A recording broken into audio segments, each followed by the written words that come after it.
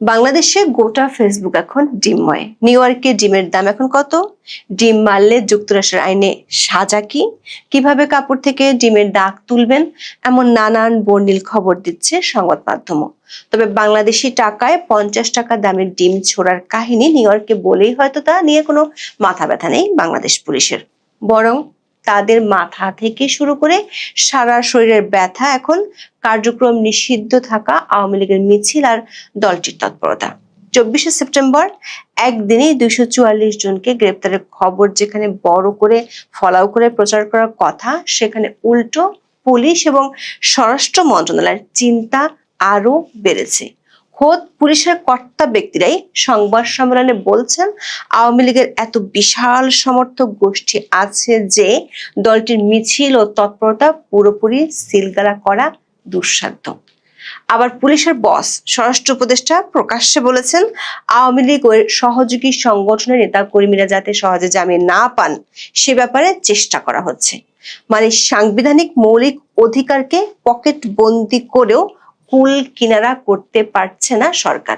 প্রশ্ন হলো, পুলিশ ও স্বরাষ্ট্র মন্ত্রণালয় এবং সরকার এমন দিশেহারা ভাব কেন? সূত্রগুলো বলছে পুলিশের হাতে দলটির তৎপরতার এমন কিছু খবর এসেছে যা নিয়ে বেশ বড় রকমের চিন্তায় পড়েছে পুলিশের ঊর্ধ্বতন কর্তৃপক্ষ।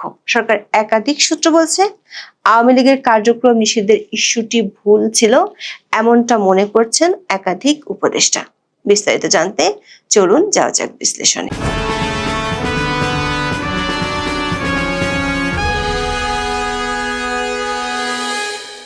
23শে সেপ্টেম্বর ঢাকা মহানগর পুলিশের কাছে খবর আসে পরদিন মানে 24শে সেপ্টেম্বর দুপুর 1টা থেকে বিকেল 5টার মধ্যে আওয়ামী লীগ ও অঙ্গ সংগঠনের নেতাকর্মীরা রাজধানীতে বড় ধরনের শোডাউন করবে।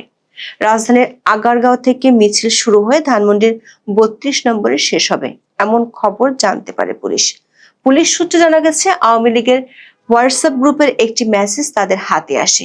সেই মেসেজের প্রতিটি সাবেক এমপিকে নিজ নিজ এলাকা থেকে 300 থেকে 500 জন কর্মী ঢাকায় পাঠাতে বলা হয়। পরিকল্পনা ছিল আগারগাঁও থেকে শাহবাগ পর্যন্ত 8টি স্পট থেকে মিছিল বের হবে এবং সেটি শেষ হবে ধানমন্ডি 32 নম্বরে গিয়ে। এমন খবর পেয়ে স্পটগুলোতে আগে থেকেই অবস্থান নেয় পুলিশ ও গোয়েন্দারা। পুলিশের ঊর্ধ্বতন কর্তৃপক্ষ সাহায্য চায় স্থানীয় বিএনপি, যুবদল ও ছাত্রদলের। তাদের সহায়তায় আগারগাঁও থেকে ফার্মগেট এলাকা পর্যন্ত কমপক্ষে 244 জনকে আটক করে পুলিশ। তবে পুলিশের একটি সূত্র বলছে এদের অনেকেই নিরীহ পথচারী ও হকার। তবে একদিনে প্রায় 250 নেতাকর্মী গ্রেপ্তার হওয়ায় নিজেদের লোকজনকে দায়ী করছে আওয়ামী লীগ ও সহযোগী সংগঠনের নেতারা। বিডি নিউজ 24 খবরে বলা হয়েছে ঢাকায় একযোগে মিছিলের পরিকল্পনা নিয়ে টেলিগ্রাম গ্রুপের আলাপের তথ্য ফাঁস করে দিয়েছেন দলেরই কেউ কেউ। গ্রুপ থেকে তথ্য ফাঁস নিয়ে ফেসবুকেও ক্ষোভ ঝেড়েছেন নেতাকর্মীদের অনেকে। পুলিশের ভাষ্য অনুযায়ী আওয়ামী লীগের মিছিলের সংখ্যা বাড়ার পর থেকে 24শে সেপ্টেম্বর একদিনই সবচেয়ে বেশি সংখ্যক নেতাকর্মীকে মিছিল থেকে গ্রেপ্তার করা হয়েছে। এমন সাফল্যের পর তড়িৎ প্রেস কনফারেন্স ডাকে ঢাকা মহানগর পুলিশ বা ডিএমপি। বিকেলে ডিএমপি মিডিয়া সেন্টার আয়োজিত সংবাদ সম্মেলনে অতিরিক্ত police commissioner S N. Mohammad Nazrul Islam যা বলেছেন তাতে পুলিশের দুশ্চিন্তার কথাই ফুটে উঠেছে।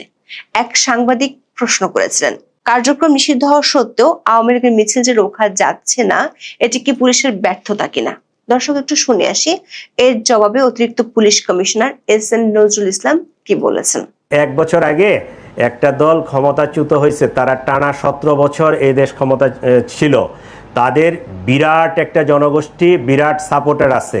আপনি যদি মানে পার্সেন্টেজ হিসাব করেন তো 1% লোক নেতাকর্মী হয়তো দেশের বাইরে আছে, বাকিরা কিন্তু দেশেই আছে। ঠিক আছে, এই লোকগুলো আছে। তো সেই তুলনায় যদি হিসাব করেন, ওই তুলনায় কিন্তু মিছিল মিটিং বা তাদের কর্মতৎপরতা নেহাতই কম। 2-1টা মিছিল হবে না, একদম 100% সিল করে দেওয়া যাবে, এইটা মনে হয় কিছুটা আমাদের জন্য দুঃসাধ্য। দর্শক, অধ্যাপক ইউনূস ও তার মিত্রদের এমনকি বিরোধী রাজনৈতিক দলগুলোর মুখেও গত 1 বছর ধরে শুনে আসছি আওয়ামী লীগের কোনো জনসমর্থন নেই। তারা দাবি করেন গত 16 বছরের দুঃশাসনের কারণে মানুষ আওয়ামী লীগকে ঘৃণাই করে, অথচ সরকারের পুলিশ বাহিনীর ঊর্ধ্বতন কর্মকর্তা সজ্ঞানে বলছেন আওয়ামী লীগের একটি বিরাট জনগোষ্ঠী ও সাপোর্টার আছে। যার মাত্র 1% দেশের বাইরে। দলটির সমর্থন এত যে তিনি বলেছেন এদের মিছিল বন্ধ করা বা তাকে সিলগালা করে লাল কাপড় দিয়ে বস্তাবন্দি করে ফেলা পুলিশের পক্ষে দুঃসাধ্য।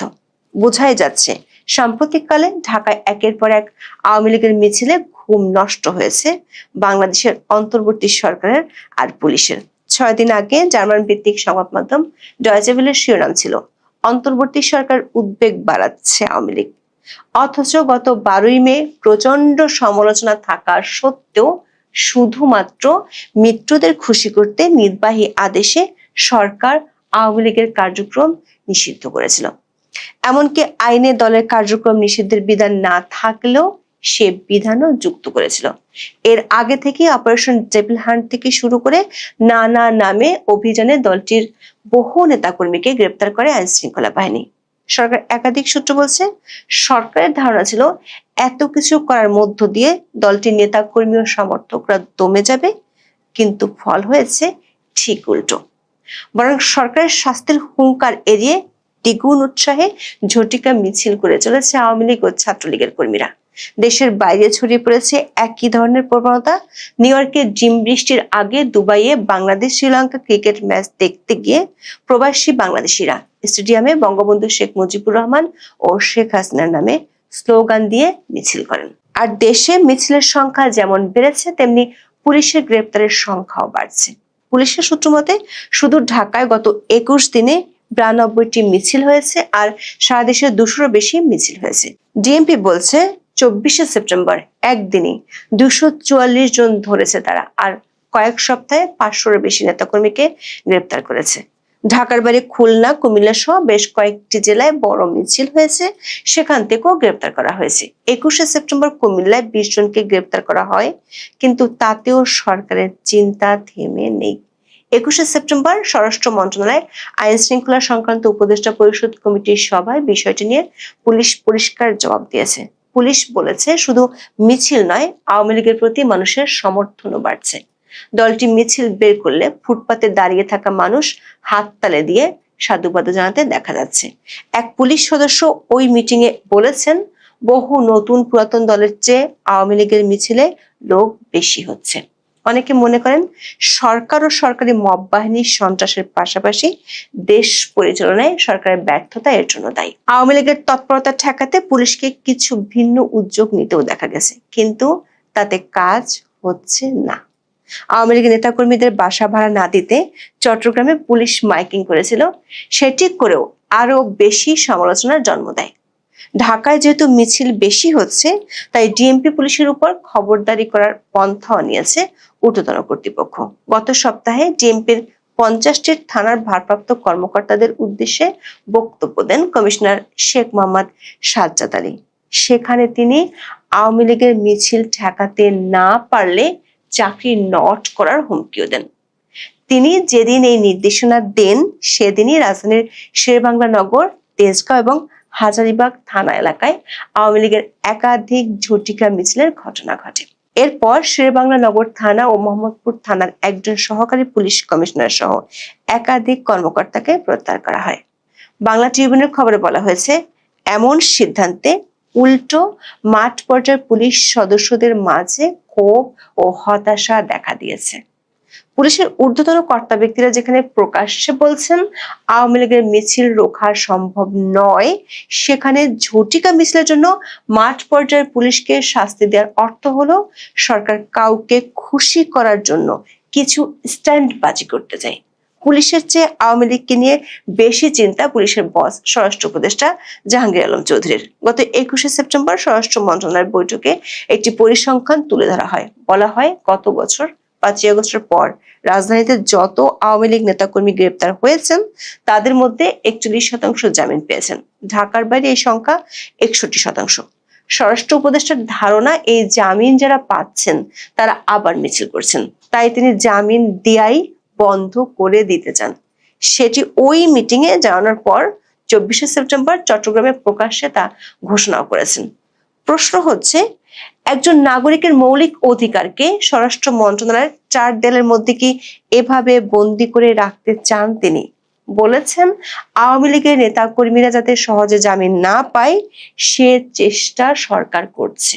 সূত্রগুলো বলছে পুলিশ ও গোয়েন্দারা যে তথ্য পেয়েছে তাতে সরকারের দুশ্চিন্তা অনেক বেড়েছে। পুলিশের দুটি সূত্র নিশ্চিত করেছে আওয়ামী লীগ ও অঙ্গ সংগঠন ঢাকার বাইরে অনেকগুলো জেলায় একই সময়ে একই সাথে বড় ধরনের শোডাউন করবে। ঢাকায় যেভাবে মিছিল ঠেকানো যাচ্ছে সেটি জেলা পর্যায়ে সম্ভব নয়। এর মধ্যে চট্টগ্রাম ও খুলনার পুলিশ একই ধরনের বার্তা দিয়েছে, যদিও দলটির পক্ষ থেকে নাশকতার আশঙ্কা করছে না পুলিশ। সেটি প্রেস ব্রিফিং এ অতিরিক্ত police commissioner S N. Mohammad Nazrul Islam বলেছেন। কিন্তু ঢাকার বাইরে একসাথে বড় ধরনের শোডাউন হলে সেটি ভিন্ন বার্তা দিবে। বিশেষ করে দক্ষিণাঞ্চলে এ ধরনের শোডাউন ঠেকানোর মতো সক্ষমতা এই মুহূর্তে পুলিশের নেই। আর নাশকতা না করলে সেনাবাহিনী কোনো ধরনের অ্যাকশনে যাবে না। এমন পরিস্থিতিতে নিউ ইয়র্কে বসে ঘুম হারাম হয়ে যাচ্ছে সরকারের কোর কমিটির। এতটাই বিচলিত যে কোনো উপদেষ্টা আওয়ামী লীগকে নিষিদ্ধ করার বিষয়টি যে ভুল ছিল সেটিও কোর কমিটির বৈঠকে বলেছেন। উপদেষ্টা পরিষদের একজন সিনিয়র সদস্য গত বছর আগস্টে দুই উপদেষ্টা আওয়ামী লীগকে নিষিদ্ধ না করার জন্য যা বলেছিলেন সেটি স্মরণ করেন। তার মধ্যে একজন ছিলেন আইন উপদেষ্টা আসিফ নজরুল। দেখে আসি তিনি কি বলেছিলেন। ব্যক্তিগতভাবে আমি মনে করি কোন রাজনৈতিক দলকে নিষিদ্ধ করার পক্ষে আমি না, আনলেস আপনার যদি একদম সুশক্তভাবে জঙ্গি তৎপরতা, রাষ্ট্রবিরোধী তৎপরতা, কোট আনকোট যে বিভিন্ন পলিটিক্যাল পার্টি রেটরিক হিসাবে ইউজ করে সেটা না, সত্যিকার অর্থে সেরকম থাকলে তাও প্রচন্ড সততার সাথে তদন্ত করে দেখে হয়তো এটা করা যেতে পারে। জেনারেল রুল হিসাবে আমাদের সংবিধানে সংগঠন করার স্বাধীনতা আছে। আওয়ামী লীগ বাংলাদেশের স্বাধীনতা সংগ্রামে নেতৃত্ব প্রদানকারী দল, বিভিন্ন গণতান্ত্রিক সংগ্রামে এই দলটার অবদান ছিল। গত 15 বছর তারা যা করেছে সেটা তাদের ঐতিহ্যের সাথে যায় না, সেটা মুক্তিযুদ্ধের চেতনার সাথে যায় না। তারা বাংলাদেশের ইতিহাসে বর্বরতম এক ফ্যাসিবাদ কায়েম করেছিল। এই কর্মকাণ্ডের জন্য ব্যক্তিগত দায় থাকতে পারে, লিডারদের সামষ্টিক দায় থাকতে পারে, বা দল হিসাবে ব্যক্তিগতভাবে আমি বলছি, দল হিসাবে আওয়ামী লীগ নিষিদ্ধ করা দল হিসাবে মনে হয় না সমীচীন হবে। সরকার একাধিক উপদেষ্টা মনে করেন এই নিষিদ্ধের আদেশ আওয়ামী লীগকে শক্তিশালী করছে।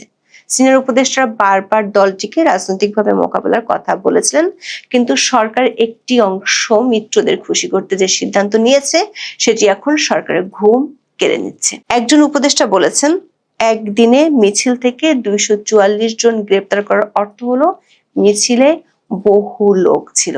আর এভাবে গণহারে গ্রেপ্তার, প্রকাশ্যে জামিন না দেওয়ার হুমকি সরকারের ভাবমূর্তির জন্য বিরাট হুমকি।